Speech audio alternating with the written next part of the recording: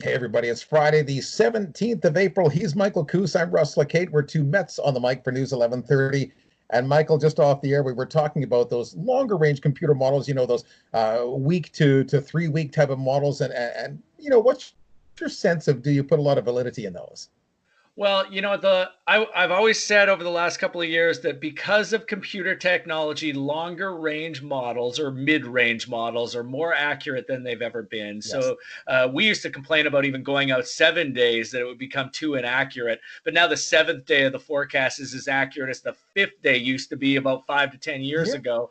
So now looking out 7 to 14 days isn't outrageous. There's still some value in there, but it gets tougher and tougher. For example, on Monday, even of this week, it Yep. looked like next week was still going to be quite dry. And we were talking about that last week, that this dry stretch could last toward the end of the month. Now things are changing and we have precipitation showing up next week. What's your take? Yeah, well, there's those nuances and those tendencies of the different models, and it's a lot of it's based on the mathematics and physics that are embedded within those computer models, not to mention the initialization of the data. Because exactly what you were referring to, it was the European model, the ECMWF, that was keeping this ridge on the coast for an extended period of time, and it was looking like this might be the driest April ever.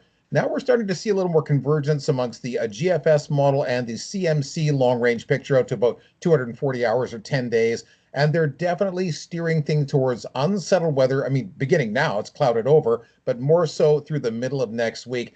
The problem is, it's the details in the models that are so different. I don't know if you saw the latest one from this morning. CMC has got a rainfall warning type of picture setting up for the middle of next week, and the GFS has about 5 millimeters of rain. But the key is they're both centering now on the timing and the form of the weather we're going to get. And I have a bit more confidence in that forecast now.